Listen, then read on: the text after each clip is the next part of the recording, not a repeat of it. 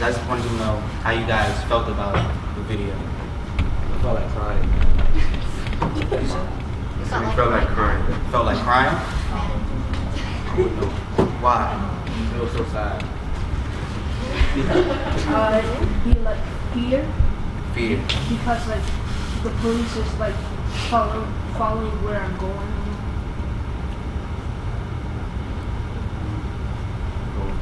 I personally felt confused. Not because of the video, but like why we're mostly being stopped. Instead of like evening it out. Because it's not fair that most 85% are like black and Latinos and stuff like that. I like what he said in the video that, and I agree with that people should be more educated with their rights. So when they're stopped or anything, they know what their rights are and what the police can do and what they cannot do. I think it made me a little upset to see his life and how it Can you guys speak up? I'm thinking like made me a little upset to see his life and how it played out because of the police and what they had done, stopping him for no reason because he's coming. Check. Mic check 1, 2. You wanted it, I'm lazy. Sort of saddened because it's this kind of ignorance has become the norm in society, and it's something that's already progressed so far. Yeah. I'm gonna go into this. Alright, so in the documentary, the teacher, Drew, he stated, I'm going through the checklist and that it only because I have equipped myself over the years to go through the checklist.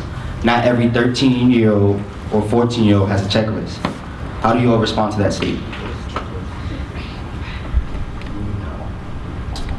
I don't need the mic. Okay, so I feel like just because you have a checklist doesn't mean that all 14-year-olds know their rights. I know my rights. I don't know about everybody else, but they can use a checklist. I didn't even answer the question. Technically, it did. No, it's just I don't want to use the mic because you guys are a debate team, so you guys have to be loud all the time. So I'm not on the debate team. I'm loud, so. Good. What is a checklist? Okay, when he was talking about the checklist, he was basically saying what he has to do when he goes outside. The checklist and what he goes through.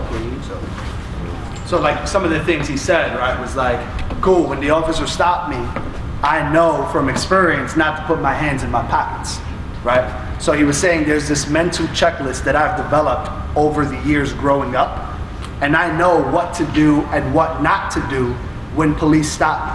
Not every 14-year-old, 15-year-old, or 16-year-old knows exactly what to do when they're stopped.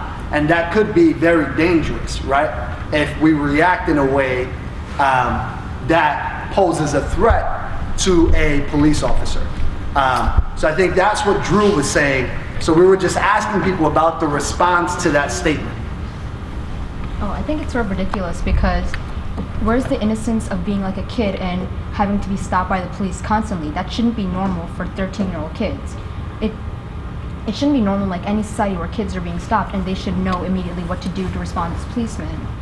So you're saying why should we have a checklist in the first place? No, but it's just like, not why, because it's important that if you're stopped, you respond, but why that kids should constantly be equipped with this, because it's not something they should be knowing. I think, why do we have to have that checklist? Why do people need to have this checklist? Has the situation gotten that bad?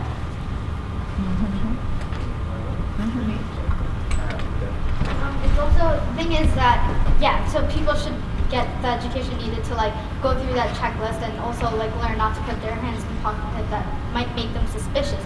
But the thing is, there's some things that you can't do as well because the boy explained how he asked why was he being stopped, and that made them more aggressive. So even if you have a checklist and you're looking at the badges and stuff like that, it's still not going to help you. Okay, we're going to move on to another question.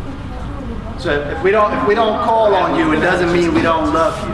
Definitely love you. But for the sake of time, we have lots of questions and everybody is going to have a chance to speak up. All right, so next question is, what's the harm of stopping a person 60 to 70 times? What's the harm behind stopping a person 60 to 70 times? Like type on 70. Then you're gonna do like this. You, then you, then you, then you, and then you again. Remember which ones I said too. Don't cut off the person out. It makes him look bad and basically just ruins his reputation. His or hers. His. If that person does get arrested and it goes on their record, then it stops them from getting certain jobs that they want because of something that they did when they were younger, which is really petty. And like, other than like that, like mentally, a person just feels kind of like, oh, why do they keep targeting me as like person even though I'm not doing anything wrong? No, it's not you, but that's a question. Yeah, kind of like the mental thing. Like it really just hurts someone when like every time they go out, they're constantly stopped. Like the guy in the movie said that he just wanted to stay home at one point just to get away from the cops. So like it just really messes with your head.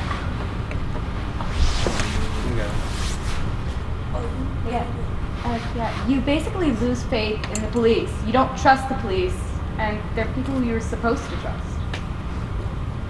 So, just the last piece. Is there anyone in this space who's been living in their current home for a really long time? More than 5 years. Basically, Like you grew up. Cool. You want to join me in the front? You said Asia, right?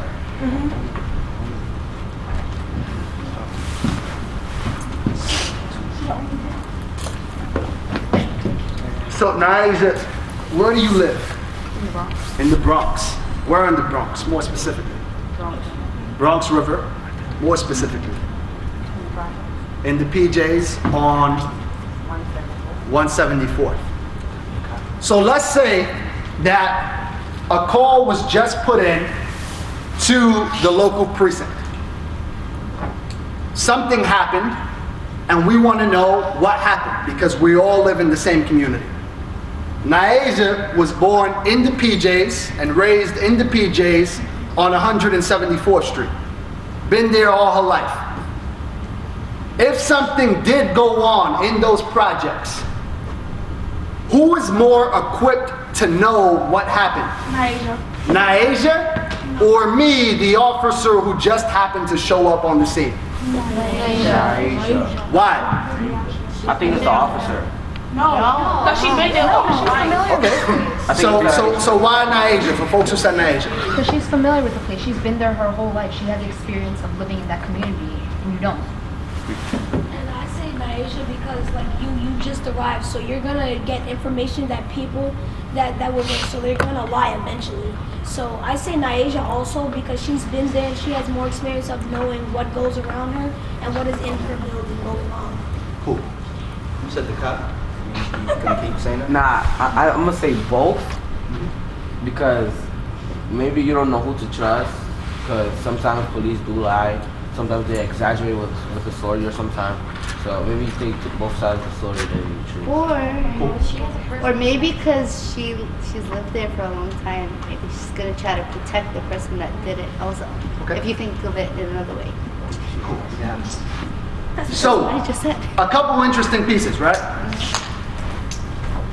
What I would assume in my case, right? I grew up in the projects as well. Brooklyn, New York City, Borinquen projects. I've lived there for 24 years with my parents before I moved out. Before they were like, you kind of gotta go.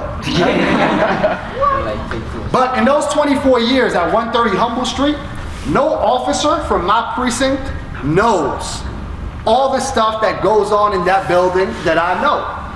Because I've been there for 24 years. The officers don't know that it was the dude in apartment 3A, and I'm making all this up, right?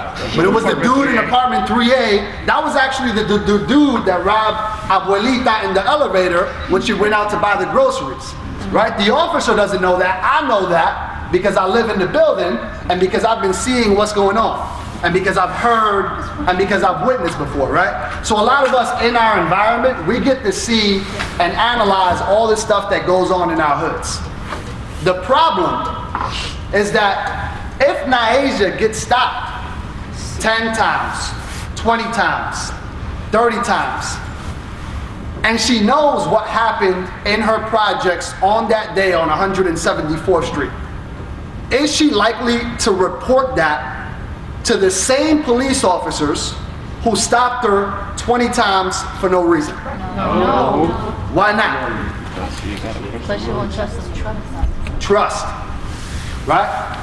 If I don't trust you, I'm not going to get down with you, right? Even if I believe that I should for the safety of my own community, if I don't trust you, I'm not going to get down with you, right? So I might be thinking, I probably should tell this officer that this is what went on, but that officer stopped me last week, so I don't really want to get down with that officer, right? And that's exactly what we've heard community members saying across the city.